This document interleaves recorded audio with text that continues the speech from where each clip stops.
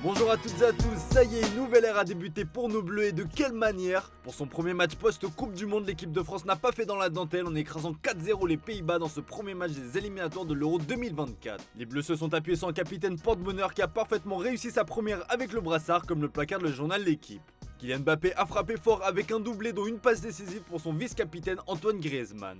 En ce samedi matin, l'attaquant du PSG récolte les louanges de la presse européenne. En France déjà avec le Parisien qui souligne les débuts prometteurs des Bleus de Mbappé. En Espagne, la performance du Parisien n'est pas non plus passée inaperçue, bien au contraire. Mbappé et Griezmann excitent la France, écrit le journal Marca dans ses pages intérieures. Pour le site espagnol Sport, Mbappé est une bête en référence à son magnifique but en soliste sur le deuxième but. En Italie, c'est la Gazzetta dello Sport qui en parle le mieux. En Hollande, on justifie cette claque à cause des douleurs abdominales comme le titre le journal AD. On rappelle que la bande à Ronald Koeman a été privée d'une bonne partie de ses titulaires à cause d'un virus. Pour en revenir au cas Mbappé, le président du PSG Nasser Al-Khelaifi a été clair au sujet de son avenir à l'occasion d'un entretien accordé au Marca Sport Weekend 2023. Il a aussi évoqué l'avenir de Léo Messi et Sergio Ramos qui seront libres cet été.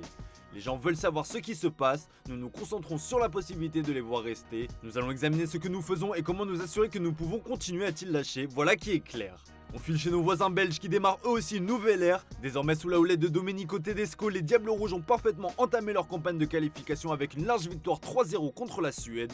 Une première qui promet, se réjouit la dernière heure. Un succès qui porte l'empreinte de Romelu Lukaku, auteur d'un triplé. Lukaku marque 3 buts contre Ibra, écrit le Corriere dello Sport.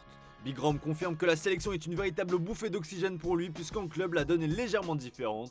Alors qu'un retour à Chelsea se profile pour l'attaquant belge, la Gazzetta dello Sport révèle que l'Inter va en profiter pour étudier la piste Pierre-Emerick Aubameyang. L'attaquant gabonais est placardisé chez les Blues et pourrait même voir son contrat être résilié. Ce dernier serait néanmoins plus tenté par un retour au Barça. Affaire à suivre.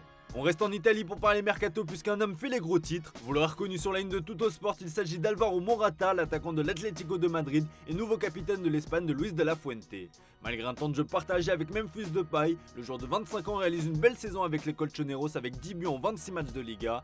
Malgré tout, ce dernier ressent une certaine nostalgie à en croire le quotidien transalpin et rêve tout simplement d'un retour à la Juventus.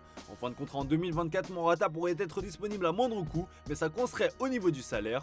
Autre paramètre à prendre en compte, la Gazzetta dello Sport révèle que l'AC Milan serait aussi très intéressé par les services de l'attaquant espagnol. Le célèbre journal au papier rose explique même que le club milanais en a fait son objectif prioritaire. La bataille fait rage. Elle enfile en Allemagne avec la bombe de ces derniers jours, c'est évidemment le limogeage de Julian Nagelsmann du Bayern Munich et l'officialisation de son successeur Thomas Tuchel. Ce samedi, le quotidien Bild dévoile les coulisses de son licenciement. Deux raisons principales sont avancées. Le board munichois voyait le triplé championnat Coupe Ligue des Champions en danger et voulait surtout saisir l'opportunité Thomas Tuchel qui était très courtisé. Le jeune entraîneur paye surtout la folle remontée de Dortmund qui est désormais leader de Bundesliga. Nagelsmann ne devrait cependant pas avoir trop de mal à rebondir comme vous l'ai expliqué hier dans le JT. Ce matin, le Daily Star confirme qu'il figure sur les tablettes de Tottenham qui s'apprête à se séparer d'Antonio Conte.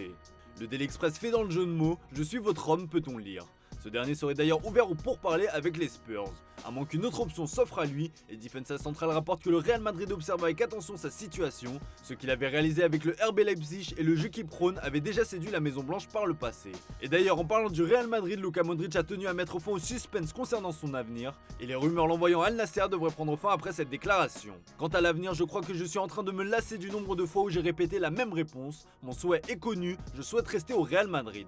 Tout le reste n'est que des rumeurs médiatiques, a-t-il lâché en conférence de presse. Voilà qu'elle mérite d'être claire. Allez, on termine ce tour de la presse sportive en Angleterre avec la tête des mauvais jours pour Kevin De Bruyne. Le maître à jouer de Manchester City fait la une du Manchester Evening News ce samedi. Et pour cause, le Belge a poussé un petit coup de gueule à l'encontre de son coach Pep Guardiola. Le tabloïd anglais explique que KDB a fait part de sa déception quant aux méthodes du coach catalan. Un peu à l'instar d'Erling Haaland qui est souvent sorti avant la fin du match, le joueur de 31 ans est déçu de ne pas démarrer tous les matchs en tant que titulaire. À plusieurs reprises cette saison, Pep Guardiola a décidé de se passer des services de son joueur, même lors des matchs importants.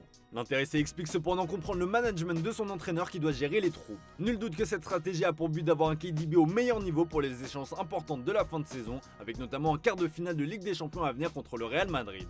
Voilà les amis, c'est tout pour ce samedi, merci pour votre fidélité, excellente journée à vous, on se retrouve dès demain pour de nouvelles vidéos sur Foot Mercato.